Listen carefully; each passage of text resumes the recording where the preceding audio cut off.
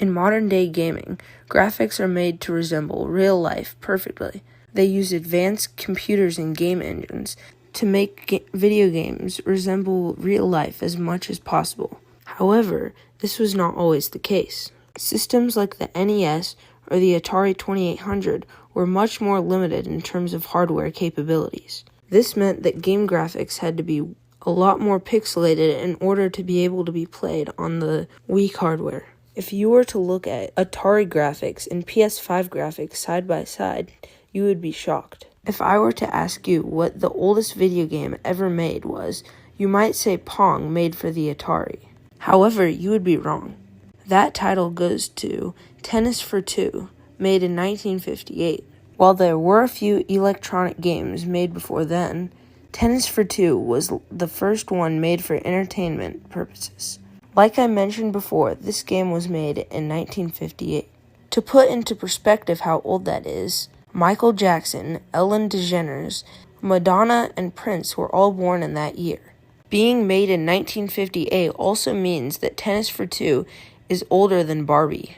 William Higginbotham, the person who made Tennis for Two, was a physicist who worked on the Manhattan Project as the head of electronics.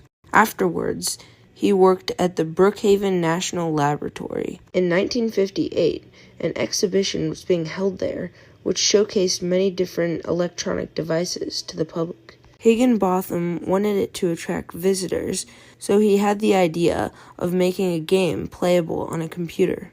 For the game, he used a Donner Model 30 analog computer. He knew the computer could calculate ballistic missile trajectories or bouncing balls, so he used this as the foundation of the game. Attached was a controller that consisted of a knob and a button. The knob controlled the angle of the shot, and you pressed the button to hit the ball. The computer would calculate the trajectory of the ball, and it would reverse the path if the ball bounced. It took a few hours to design, a few weeks to build, and the hardware was no bigger than the size of a microwave. The game was first shown in October of 1958. It was very popular among visitors, with hundreds being lined up to play the game. It was especially popular with teenagers, as they were very fascinated with it. The next year, the game was upgraded with a bigger screen, and it was even able to simulate the gravity on other planets. After 1959, the game was dismantled, and the parts were used for other purposes. After its retirement in 1958, Tennis for Two was basically forgotten. However, it was rediscovered in the late 70s when a court case was filed over the patent of the game. This newfound attention saw the rise of many articles about Tennis for Two being the first video game ever made. Despite being honored by many gaming magazines, William Higginbotham preferred to be remembered for his work as a nuclear scientist. Tennis for Two was recreated in 1997 for the 50th anniversary of Brookhaven National Laboratory. This reconstruction was used again in 2008 for the 50th anniversary of Tennis for Two. Overall, it is very debated what the first video game ever made was.